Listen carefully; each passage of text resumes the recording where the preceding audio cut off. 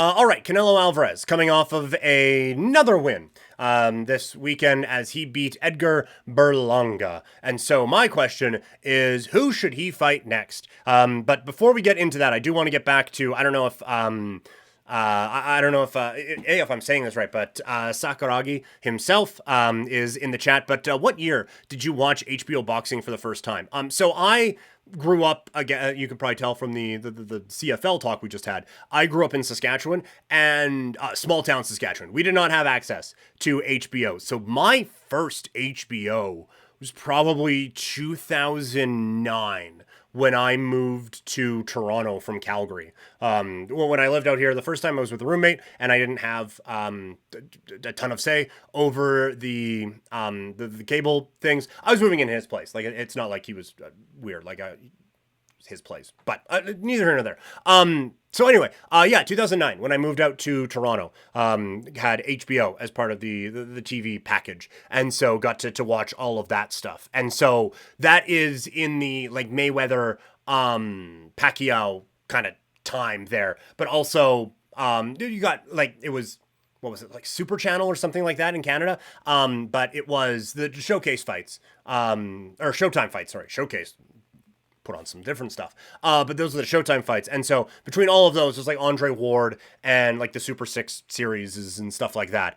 So that was kind of my introduction to HBO boxing for real, aside from just like different clips that you would see. But Sakuragi saying 2002 was his time watching HBO. Lennox Lewis against Mike Tyson. Manny Pacquiao fought on the undercard. That's it. That is an excellent time for sure in the world of HBO boxing. And I really do wish it was back. I know I did this rant on the weekend, but when we ordered it, it was, we couldn't order, there was an issue with DAZN, so we couldn't get the DAZN broadcast. So we just ordered it on the cable pay-per-view. And that I'm led to believe is the Amazon product. Mauro Ranallo was phenomenal, as always. The rest of the broadcast was just horrendous. The color commentators, it didn't feel like they had a real mesh with Mauro all that well. There were some pretty obvious audio issues. They just had to restart an interview with Canelo Alvarez at one point, which is just like they missed an edit. But still,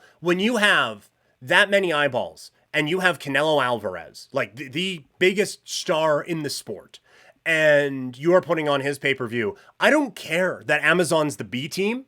That needs to be better. And so it did, to the point earlier, it did make me long for the days of HBO. And yes, like Mauro, amazing. But like the Lampley and Kellerman and all of those guys and that era, it made me long for that coverage because it was just all so tight always. And like DAZN, it hasn't really had that feel ever to me.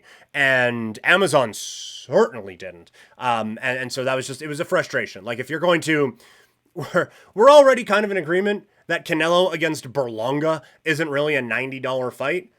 At least give me $90 worth of production value, but they didn't even give me that. So that was a bit frustrating. Anyway, fights to make coming out of Canelo Alvarez and Berlanga. For Canelo, it has to be David Benavidez next. It simply has to be. That there is no other fight you can make and still convince me that Canelo is trying to be a competitive boxer in 2024 or 2025 when the next fight is going to be.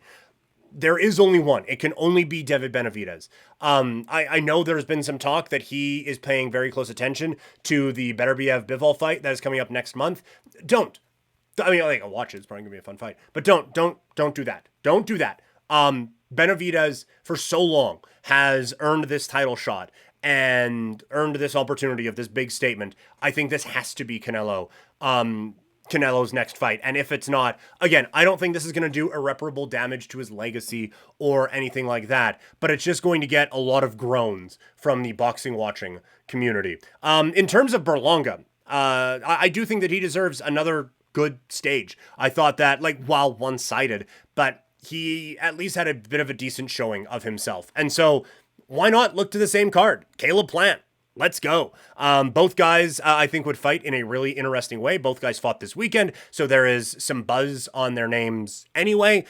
Plant seemed to get quite a bit of fan support, so I think that this is a fight that you can make, and a fight that would get a lot of people very excited. And so an interesting bout, so to speak, for that one. So those are the fights I would make coming out of the Canelo pay-per-view here this weekend. Sakuragi himself, Jim Lampley, Roy Jones Jr., George Foreman, Emmanuel Stewart, Max Kellerman, and Larry Merchant. Legendary. Yeah. Oh, going to Larry Merchant's scorecard. He's like, let me tell you, Jim. And he goes into it. Max Kellerman, before he was like hot take guy, I thought he was one of the best in boxing. I do think that he kind of got into a little bit more of the hot takey stuff as things kind of went along, and he kind of learned how to play that. But I do think that he is a very smart analyst when it comes to the sport. Emmanuel Stewart, obviously amazing. Roy Jones Jr. is fun. George Foreman, legend. Like all of those, that whole time, just spectacular. And just the whole presentation, right? And even some of the shoulder programming, right? Like the HBO 24/7. I'll still watch some of those for fights that happened a decade ago because it's just so well done. And there's a lot of properties now that try to match what those guys did, but it just doesn't compare to the HBO 24/7. And nothing production-wise has compared to what HBO was able to do with the Sakuragi said, the following is a presentation of HBO sports, and you have like some big knockouts that are happening, and then at the end of the thing, and it's so professional and so very, very well done. So yeah, maybe I'm romanticizing it a little bit, but Sakuragi, you definitely got me in the feels with that one, because that was something we were talking about when I was watching it. My favorite Larry Merchant line, I wish I was 50 years younger, I would kick your ass. Oh, that was amazing when he got into it. You don't know shit about boxing.